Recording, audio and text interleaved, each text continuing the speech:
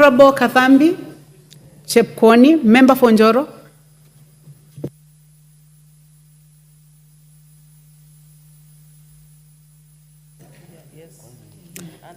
Thank you very much, Madam Chair, for granting me this moment for me to do contribution.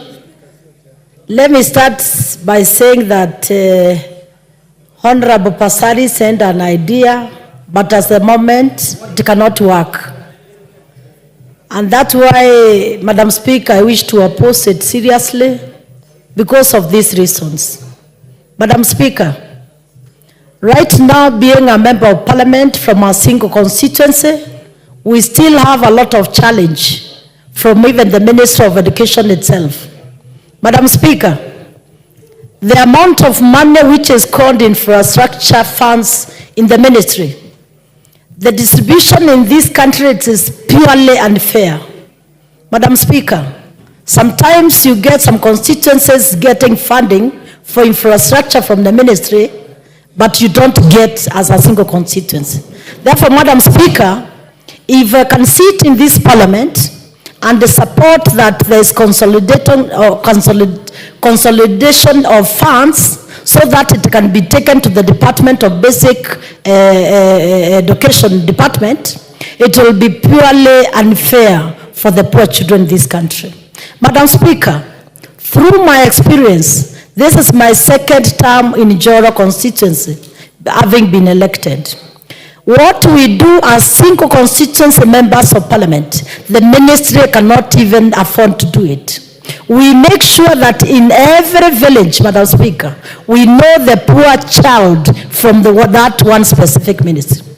If today, Madam Speaker, even accessing some, many of the projects we are requesting from the ministry is hard.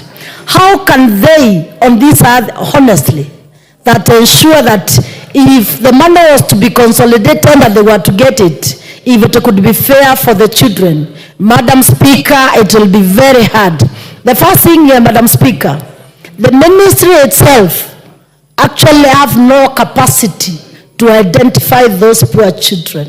Madam Speaker, the ministry will get what we call the burden of proof for the poor child in the villages. Therefore, Madam Speaker, I'm standing to say that if today we can sit in this parliament and we say that the GAF funds, the NGCDA funds is consolidated, it is taken back to the ministry, Madam Speaker, that would be very wrong. And why am I saying that, Madam Speaker?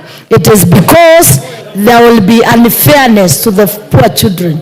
And Madam Speaker, I'm happy today that you are seated there and you are single constituency member of parliament like myself, and we know actually what we undergo in our respective constituencies. Therefore, Madam Speaker, even the proposal of this one of collapsing all the bursary schemes, it will make it very hard for our poor children to access education. And why, Madam Speaker, I take it very seriously to protect bursary in this country, it is because the funds we have given to the poor children in our villages has given them a level to sit like even also the able students in this country, therefore bringing away, proposing that we consolidate the funds.